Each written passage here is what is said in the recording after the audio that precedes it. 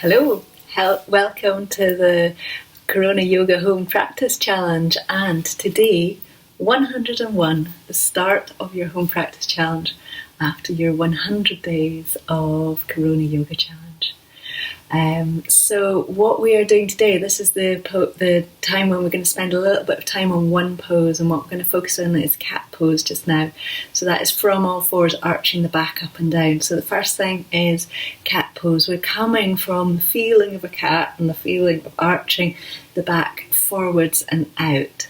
And hopefully a kind of movement up and round through the spine, so we get that fluid and comfortable movement, which also kind of brings a feeling of vitality and health to the body as well. So that's what we're going to be working with today. As you'll see, I've got some bits and pieces out here already, so that we can start to look at the ways that you can adapt cat pose, so that you are looking after your body even better. And what I'm going to suggest is that you try these different adaptations so that you see how they feel for you, because often you'll look at an adaptation and go, oh no, I don't think I fancy that, or no, I don't need that.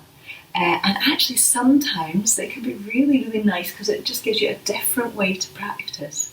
So I've got loads of bits. I've got a mat just for padding under my knees, chair that you'll have at home. I've got a belt, which we're not going to use today, but I popped it out so I was all organised. And I've got two different blocks, so I've got a big chunky one and I've got a little one here. Now for blocks you can just use a nice big chunky book. The only thing is, try to find one which does not have a slidey cover, because obviously we have a bit of an issue if it gets slidey. And when you're thinking about trying to make a deeper block, you can of course use two blocks. Try and make sure that they make a nice stable kind of steady base rather than a wibbly wobbly one. So we're going to start by coming into all fours, but if you want to, we're going to start by looking at it on a chair. So you can do it along with me on a chair, or you can just notice and then get all your bits and bobs out later. So to start with the elbows on the floor, on the chair, you can do the same arching up and back and down as normal, but there's a completely different feeling through the upper back and the shoulders. And for some people this is much, much better, because it allows the weight to come down through the elbows and there to be less weight in the upper body, but more weight down through the lower body. So our next option to change would be to take your elbows onto a block, so that you're down on the floor but you are lower onto the floor. So same thing, you're working the same way. There's more weight coming down through the elbows, so it feels more even, but it's not as much as when we have our elbows all the way down on the ground. You can take your hands onto the blocks and you can have your fingers just wrapping over the edge. This is really good if there's any issues with the wrists or any carpal tunnels stuff going on, so that you can work here. So you've got your hands down on the ground, but you're really, really feeling secure and supported, because your hands aren't going to be pressing down in a comfortable way, and in an uncomfortable way even, rather than bring yourself back to normal. So those are some of the options that we can do. Another option is that you can take padding and have it underneath your knees. I think I need to get rid of this chair. So this is if your knees are uncomfortable, if there's issues with the lower kind of parts of the body. This also takes the feet a little bit higher off the floor, which can be comfortable. So again, just arching back and forth here. What I've got is I've got a mat rolled over. You could use a pillow. You could use a variety of things so that the contact between the knees and the floor is different. So at the moment I'm kind of running through these at quite a pace, with the idea that you've got 7 days to explore all these different things. So don't feel that you have to do everything all today, because there will be kind of pictures within the weekly stuff, so that you've got a little bit of reminder for each one. So that's another option. And a nice simple option, which really works for some people, is either having the toes tucked under or the feet flat. So people are different about what feels better for them. So it might be that only one of them is truly accessible to you, so that you can be arching back and up from here. And it might be that you just like the different feelings. So with the feet flat, There's a slightly more passive feeling through the legs because the feet aren't quite so active. And it can allow the breathing to be easier and softer when we're in cat pose. When the feet are tucked under, we get more of a feeling of a little bit of more lift, where you can almost press into the feet a little bit to lift up through the back of the body. So we get lots of different options. The other option is from all fours. You can take your hands further away from your knees, so you have a long distance between your hands and your knees. So that from cat pose we can arch up and back down. So these are all different ways that you can allow knees, wrists, feet to be more comfortable.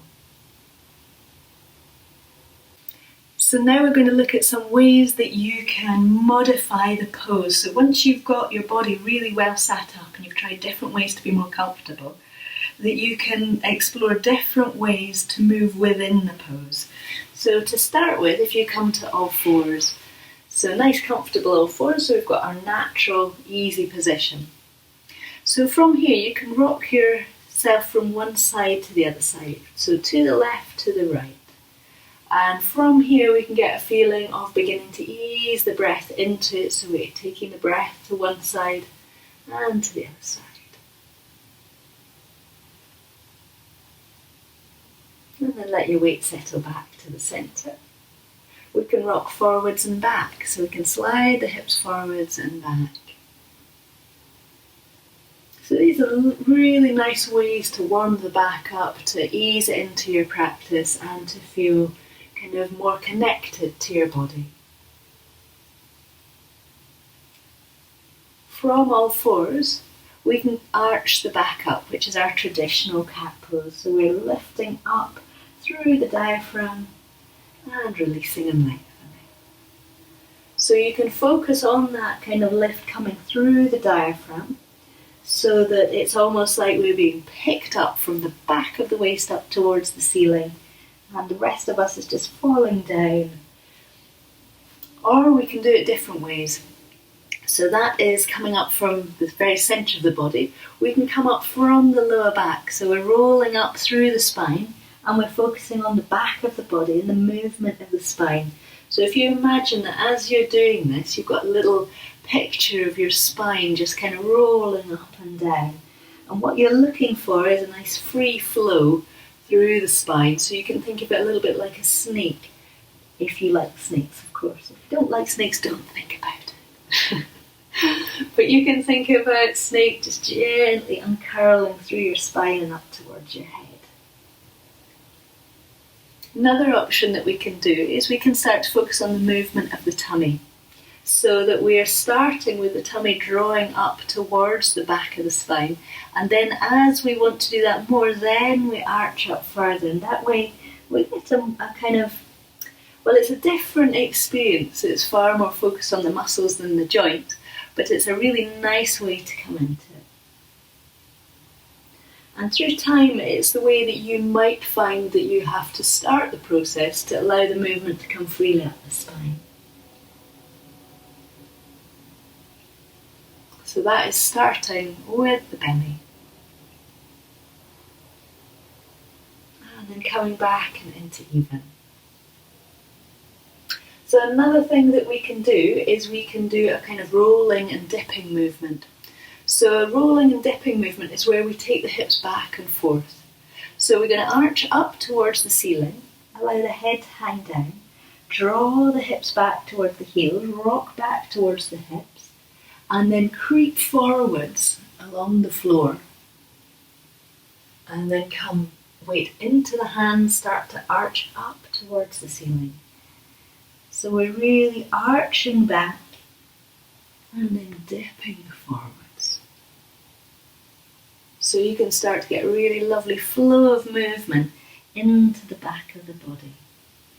This is such a good way to start a yoga practice. So this or on your back, because what it's doing is warming up the very, very centre of you in a really secure and steady way.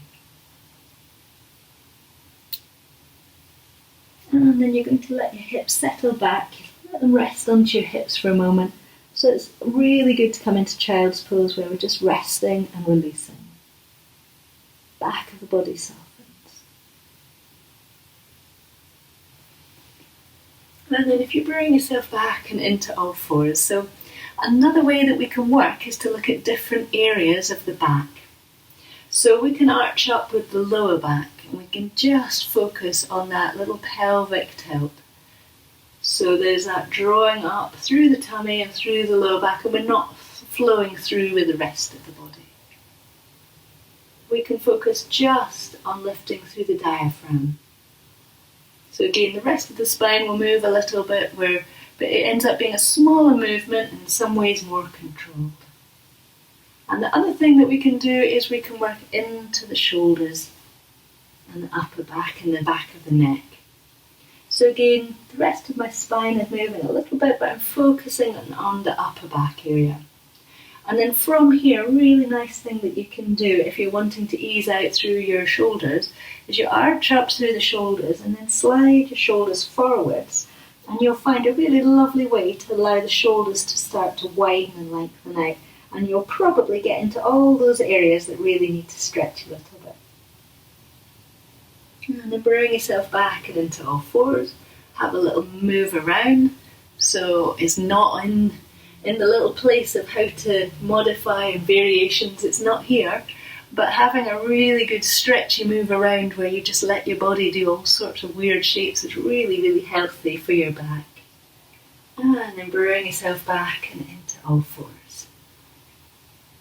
So that has been a quick guide to all sorts of different things that you can do in all fours. So your weekly challenge is to explore all fours and cat pose in detail for you so that you get to know it really, really well, and each day you're doing a little bit of that. You will see from the videos that come up next, you're going to get some guided videos so that you have got inspiration to practice, but take the all fours with you so that you are really getting to know that better. And I hope that is really fun for you. You might need to come back to this video if you can't remember what I've said, particularly if you've not got the home practice journal, because the home practice journal has got all the reminders, so you're not going to have to watch this again. But yeah, I hope you enjoy your week of cat pose, Maryasana.